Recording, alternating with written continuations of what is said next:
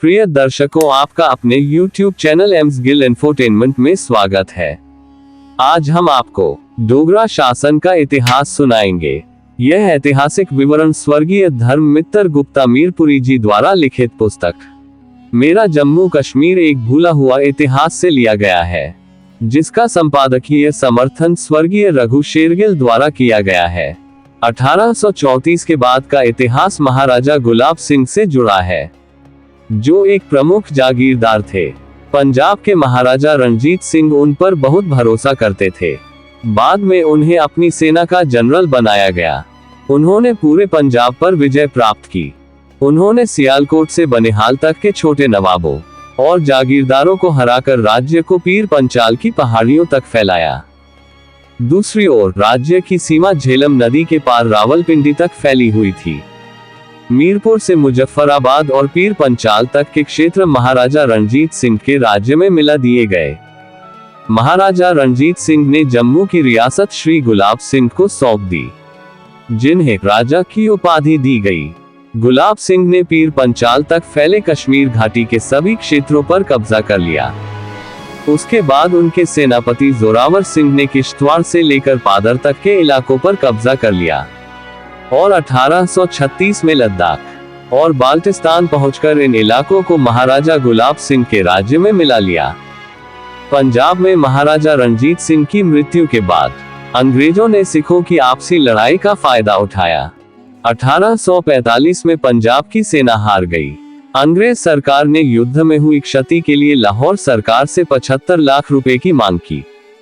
लाहौर दरबार उस समय 75 लाख रुपए देने की स्थिति में नहीं था, इसलिए उन्होंने रावी और सिंधु नदी के बीच का पूरा पहाड़ी इलाका महाराजा गुलाब सिंह को सौंप दिया। घाटी और गिलगित को छोड़कर पूरा इलाका महाराजा गुलाब सिंह के कब्जे में था। अंग्रेजों को पता था कि महाराजा गुलाब सिंह बिना लड़े उन्हें उस इलाके पर कब्जा नहीं करने देंगे, इसलिए उन्होंने गुलाब सिंह के सामने प्रस्ताव रखा कि अगर वे 75 लाख रुपए दे दें तो वे उस इलाके पर उनका शासन स्वीकार कर लेंगे। महाराजा गुलाब सिंह ने इस प्रस्ताव को स्वीकार कर लिया। इस प्रकार अमृतसर संधि के अनुसार ब्रिटिश सरकार ने महाराजा गुलाब सिंह को जम्मू कश्मीर का शासक घोषित कर दिया।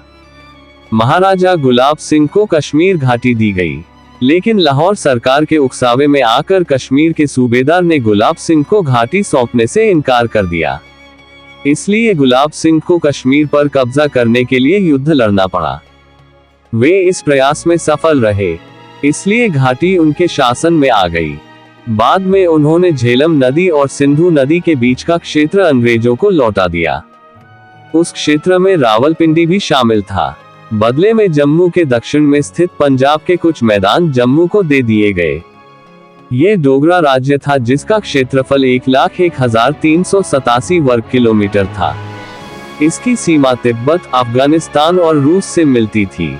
दूसरी ओर पीर पंचाल और झेलम नदी द्वारा एक सुरक्षित सीमा रेखा भी तय की गई थी। मीरपुर, पुंछ और मुजफ्फराबाद के क्षेत्रों ने भी इसे सैन्य दृष्टि से एक सुरक्षित राज्य बना दिया था। कुछ समय बाद महाराजा गुलाब सिंह ने गिलगित के इलाके पर कब्जा कर लिया, लेकिन कुछ समय बाद ही हुंजानगर, चालास और इदकमान राज्यों के स्थानीय शासकों ने विद्रोह कर दिया। परिणामस्वरूप गुलाब सिंह की सेना को इन क्षेत्रों से भागना पड़ा। कुछ वर्षों के बाद राजा रणबीर सिंह की सेना ने बहादुरी से लड़ाई लड़ी और इन क्षेत्रों पर फिर से कब्जा कर लिया, जो जल्द ही जम्मू और कश्मीर राज्य में शामिल हो गए। महाराजा गुलाब सिंह के बाद महाराजा रणबीर सिंह गद्दी पर बैठे। वे बहुत सफल प्रशासक थे। उन्होंने घोड़े पर सवार होकर अपने राज्य का दौरा किया। मीरपुर जिले के सभी गांवों का दौरा करते हुए उन्होंने लोगों की दयनीय स्थिति देखी। वहां केवल मक्का उगाया जाता था। नमक, गुड़, दालें आदि खरीदने के लिए लोगों को पैदल ही लंबा सफर तय करना पड़ता था। जब महाराजा रणबीर सिंह मीरपुर शहर पहुंचे तो उन्हें पता चला कि वहां अमीर और प्रमुख व्यापारी थे, जो बड़ी बड़ी दुकानें चलाते थे। वे हुंडी प्रणाली का इस्तेमाल करते थे। महाजन भी साहूकारी का धंधा करते थे। उनका धंधा पूरे जिले में फैला हुआ था। महाराजा ने मीरपुर में प्रसिद्ध और धनी महाजनों की एक बैठक बुलाई। और सुझाव दिया कि उनके प्रत्येक परिवार को एक बड़े गांव में कारोबार शुरू करना चाहिए। उन्हें मकान के लिए जमीन आवंटित की जाएगी। उन्हें कारोबार शुरू करने के लिए सहयोग भी दिया जाएगा। उन्हें दुकानें खोलने के लिए कहा गया, ताकि वहां रहने वाले लोगों को कपड़े और दैनिक उपयोग की वस्तुएं खरीदने के लिए दूर स्थानों पर न जाना पड़े। महाराजा ने प्रशासन की स्थापना की, जिसमें एक तहसीलदार, एक वन रक्षक, एक नंबरदार आदि थे। पुलिस चौकियां भी स्थापित की गईं। प्रशासन का मुखिया स्थानीय महाजन जागीरदार होता था। सभी महाजन जागीरदारों का वर्णन करना बहुत कठिन है। मैं केवल एक उदाहरण तक सीमित रहूंगा। वह मेरे अपने परिवार का है। पंजनी की जिम्मेदारी मेरे परदादा लाला बिशन अदास जी को दी गई थी, जो उस समय मीरपुर के एक बहुत ही प्रतिष्ठित और प्रसिद्ध परिवार से थे। वे शिक्षित भी थे। पंजनी मीरपुर से 25 मील दूर था। यह पूरी तरह से मुस्लिम आबादी वाला शहर था, जो पहाड़ की चोटी पर बसा था। श्री बिशनदास जी ने वहां एक बहुत बड़ी दुकान खोली और मीरपुर से खच्चरों पर लाद कर कपड़े, दवाइयां आदि दैनिक उपयोग की सभी वस्तुएं रख ली। श्री बिशनदास जी के 2 बेटे परिवार सहित पंजन चले गए। उन्होंने साहूकारी का धंधा भी शुरू कर दिया। लोगों के पास पैसे नहीं थे। वे अपने खेतों से मक्का लाते, उसे वहां बेचते और उर्दू में रसीद बनवाते। साल भर की जरूरत की चीजें खरीदते।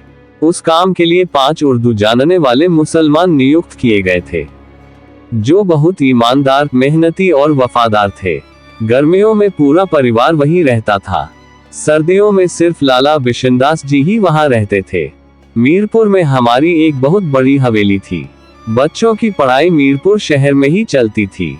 आज भी हमारे परिवार को पंजनी वाले के नाम से पुकारा जाता है। यहाँ एक श्री कृष्ण का जिक्र करना जरूरी है। लाल फोवा ने लाहौर से M.A. पास किया है और वे उसी परिवार से ताल्लुक रखते हैं। आज के समय में बहुत कम लोगों को इतनी उच्च शिक्षा प्राप्त हुई है। 1942 से उनके बारे में कोई खबर नहीं है। चानन शाह और बरकत राम जी पंजानी वाले आज भी जम्मू के रक्षी नगर में रह रहे हैं। मीरपुर जिले के अन्य परिवारों की कहानियां भी ऐसी ही हैं, क्योंकि उनमें से अधिकांश को दूसरे आयातानी गांवों में जमीनें आवंटित की गई थी। महाराजा रणबीर सिंह के बाद महाराजा प्रताप सिंह गद्दी पर बैठे। उनके छोटे भाई अमर सिंह ने राज्य पर अपना दावा करना शुरू कर दिया। उन्हें ब्रिलहर्स के साथ एक समझौता करना पड़ा, जिसके अनुसार उन्हें लेह, लद्दाख और श्रीनगर में ब्रिटिश रेजिडेंसी स्थापित करने की अनुमति देनी थी। महाराजा प्रताप सिंह के बाद हरि सिंह शासक महाराजा बने। वे जम्मू कश्मीर के त्वरित और बहुआयामी विकास के लिए जिम्मेदार थे। मुजफ्फराबाद से रावलपिंडी तक मोटर योग्य मार्ग बिछाकर उन्होंने इसे पंजाब से जोड़ा। दूसरी ओर जम्मू को सियालकोट से जोड़ा। इसके अलावा पतंगतालिया को झेलम से और पुंछ को मीरपुर से जोड़ा गया। राज्य के कई अन्य शहरों को जोड़ने वाली सार्थक सड़कें भी बनाई गईं। महाराजा रणबीर सिंह के शासनकाल में वैष्णो देवी और कई अन्य धार्मिक स्थलों का बहुत विकास हुआ था। ये सभी मोटर रोड पहले केवल खच्चरों के रास्ते थे। अपना बहुमूल्य समय निकाल के हमें सुनने के लिए आप सभी का धन्यवाद। अधिक जीवनी और इतिहास को सुनना जारी रखने के लिए हमारे साथ जुड़े रहें। वाहेगुरु जी दा खालसा, श्री वाहेगुरु जी दी फतेह।